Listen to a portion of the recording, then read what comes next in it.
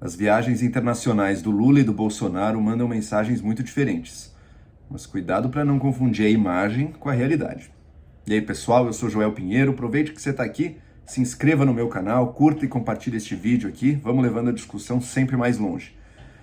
Teve um paralelismo interessante nesses últimos dias, né? Tanto Lula quanto Bolsonaro estavam em viagens internacionais. Bolsonaro primeiro lá no G20, conversando com, ou tentando, ou não conversando, mas enfim, próximo a líderes internacionais europeus, dos principais, alguns dos principais democracias do mundo, além de outras potências, e depois visitando aí países árabes, e o Lula agora também na Europa, sendo recebido por diversos líderes europeus, presidente da França, o futuro chanceler da Alemanha, enfim, conversando aí com uma série de autoridades.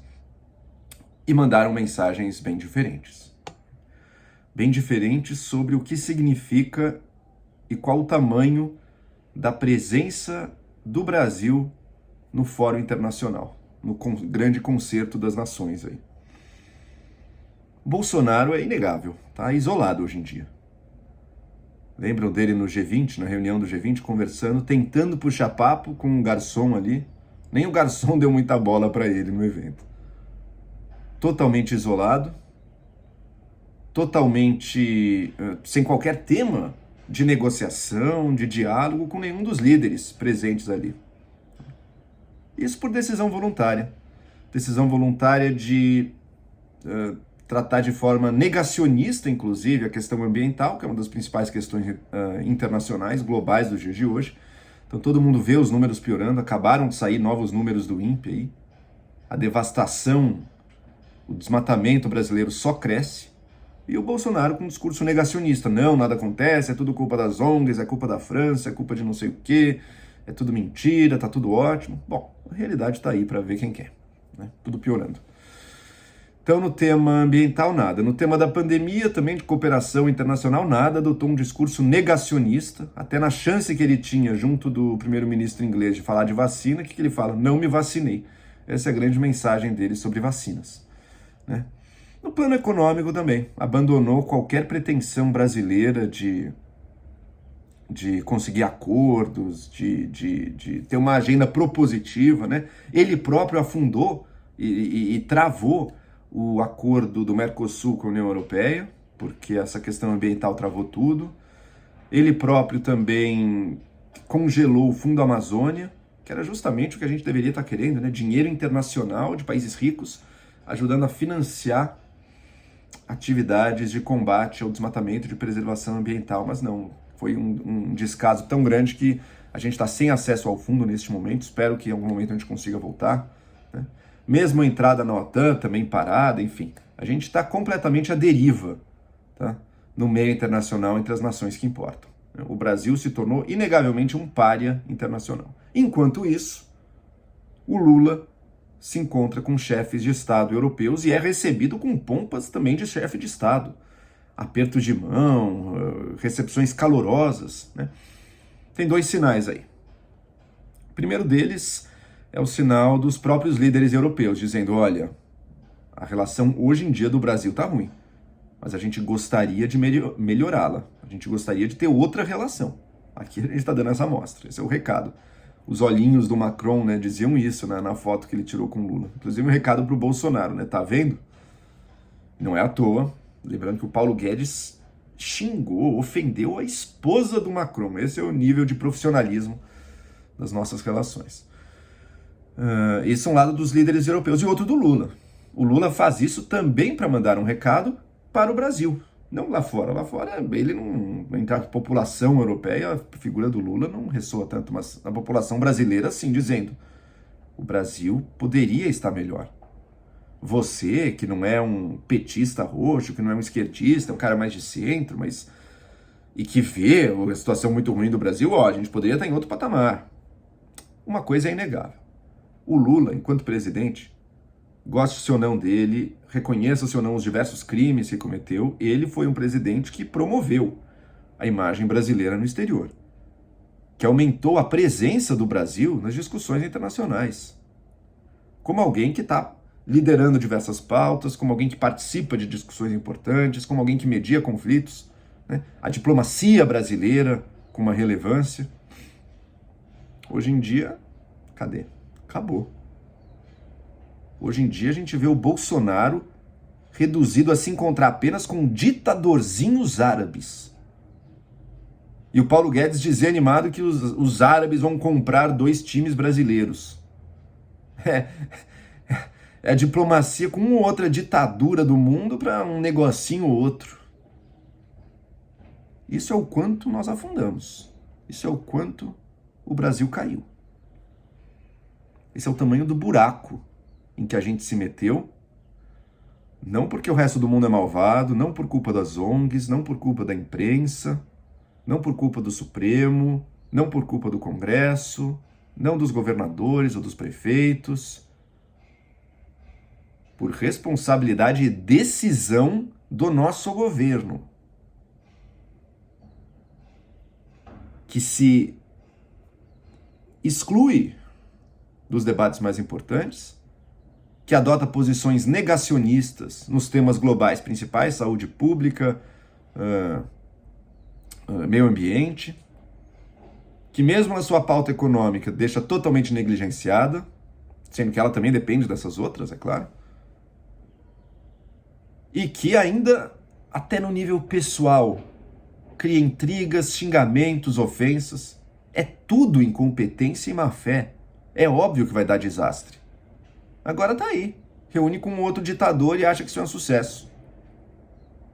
Ditadores de pequenos países, inclusive.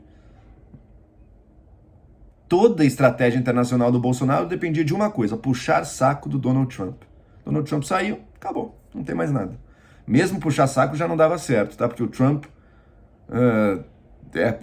foi um péssimo presidente em diversos sentidos, mas não é um cara burro, né? Ele sabe que o puxa-saco, justamente esse, ele pode pisar na cabeça o quanto ele quiser, que ele vai ficar bonzinho ali. Foi o que ele fez com a gente, né? Ele é um nacionalista americano, vamos lembrar, ele não trabalhava para os interesses brasileiros. Mas saiu, perdeu. Agora não temos absolutamente nada. Dito isso, é bom lembrar outra coisa também.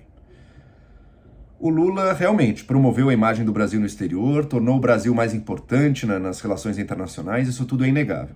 Mas existe um outro lado das relações internacionais do PT e do governo Lula, e que não pode ser deixado de lado porque é sério também, e é profundamente condenável.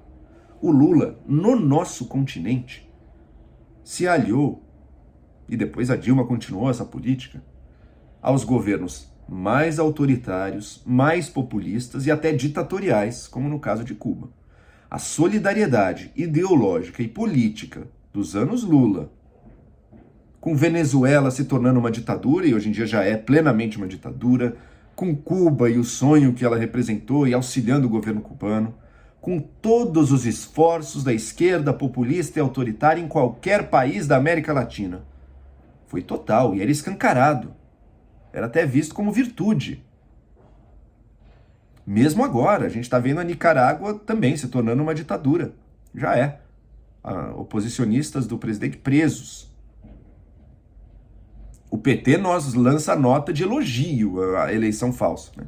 E o Lula, que ok, você pode dizer, mas o Lula não é essa parte velha do PT também, mas mesmo o Lula, incapaz de dizer com todas as letras que não, lá não é uma democracia, não é aquilo que a gente quer e não é aquilo que a gente apoia internacionalmente. Mesmo ele adota um tom reticente, se distanciando, sendo que líderes europeus, líderes americanos não fizeram nada disso, foram taxativos e claros, né? Então, é preciso ter cuidado ao ver Lula, ao ver um novo governo PT como representando essa força de democracia no mundo. Sendo que no nosso continente, com grupos políticos similares ao próprio PT, admiram e adulam ditaduras. O Lula foi até além disso na época do seu governo, né? Ele tinha aquela coisa de querer as relações entre o Sul-Sul, né? Os países do mundo que estão fora do eixo desenvolvido. E ele se aproximou do governo iraniano, que na época era do Ahmadinejad, né? Aquele radical que negava, por exemplo, a existência de homossexuais no seu país, assim, a política mais dura, extremista, de direita, que queria desenvolver ogivas nucleares. O Lula foi favorável ao programa nuclear no Irã. Recebemos o presidente iraniano na época. Gente, Eu entendo que sim, Estados Unidos tem uma série de problemas, Europa tem uma série de problemas, nenhuma contestação aí. Mas esse é o mundo democrático, concordam? Esse é o mundo que a gente quer se aproximar, do qual a gente faz parte. E não ditaduras populistas de esquerda na América Latina ou ditaduras no mundo árabe, iraniano, ali do Oriente Médio. Nenhum dos dois.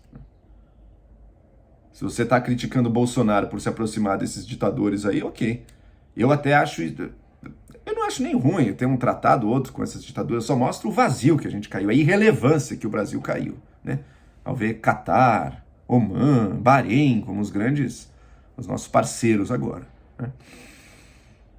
Eu acho isso, inclusive, do ponto de vista democrático, menos grave do que estar aliado a ditaduras de Maduro, de Fidel Castro, de cubana, de Ortega, porque essas desenham caminhos de degeneração institucional possíveis no Brasil. Uma ditadura teocrática islâmica, sinceramente, é óbvio que é ruim, é condenável, gostaríamos de mudar, mas não é um processo que pode se espelhar no Brasil, ou que tenha muita chance de algo ideologicamente similar vir para o Brasil. Não tem, totalmente distante, né? Mas enfim, Lula nos colocou num patamar superior no plano internacional? Sem dúvida, ele cresceu, assim como o Fernando Henrique já vinha crescendo essa participação. Agora tem todo um outro lado da política internacional dos anos PT, que foi lamentável, vergonhosa e continua dando as cartas, tanto em decisões do partido quanto do próprio Lula, que no mínimo tem que contemporizar e se conciliar com elas.